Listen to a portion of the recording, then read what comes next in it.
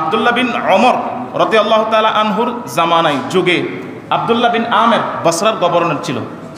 খেয়াল করবেন, আব্দুল্লাহ বিন ওমরের জামানায় যুগে আব্দুল্লাহ বিন আমের তিনি বসরার গভর্নর ছিল। তিনি বাইতুল মাল থেকে অর্থাৎ রাষ্ট্রীয় কোষাগার থেকে তার বেতন যত তার চেয়ে একটু বেশি নিতেন, প্রত্যেক মাসে বেশি নিয়ে নিতেন।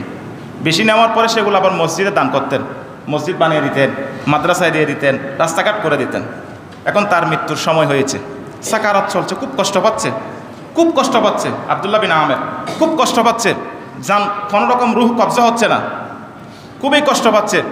তখন সবাই মানুষ এখানে জমায়েত হয়ে সমবেত হয়ে তার জন্য দোয়া করছে। মানুষটা কত ভালো ছিল, মসজিদে দিত, মাদ্রাসায় দিত, রাস্তাঘাট করেছে, রাস্তাঘাট নির্মাণ করেছে, গরিবকে সৎকা করেছে, যিনি না খেয়ে থাকতো তাকে দিয়েছে।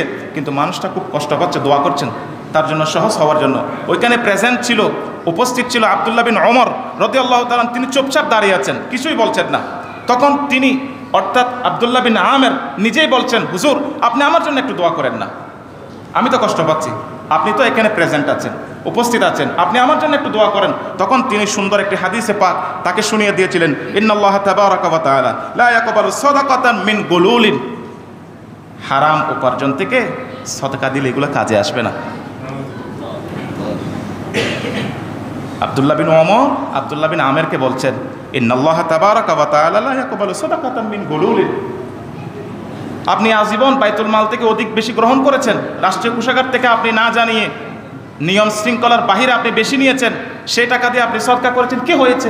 এটা তো আল্লাহর দরবারে কবুল হয় নাই। আপনি হারাম খেয়েছেন, আপনি তো কষ্ট পাবেন। আপনি হারাম খেয়ে আপনি কষ্ট পাচ্ছেন, আমি কেন দোয়া করব? আপনার জন্য দোয়া করলে কি দোয়া কবুল হবে? স্পষ্ট জবাব। এগুলো থেকে আমাদের শিক্ষা নেওয়া দরকার। এজন্য হারাম খেয়ে রোজা রাখলে হবে না, হারাম সদকা দিলে হবে না। 3 নাম্বার হচ্ছে গীবত। 3 নাম্বার গীবত, যেটা করব না রমজানে। 3 নাম্বার, আমরা তো পুরো জীবনে করার দরকার নাই, কিন্তু রমজানে আরেকটা স্পেশালি 3 নাম্বার হলো গীবত। একটা জিনিস খুব সহজে হয়ে যায়, মানুষ করে ফেলে। 2 জন মানুষ একত্রিত হলে কথায় কথায় ওটার সাথে সাথে গীবত করে ফেলে।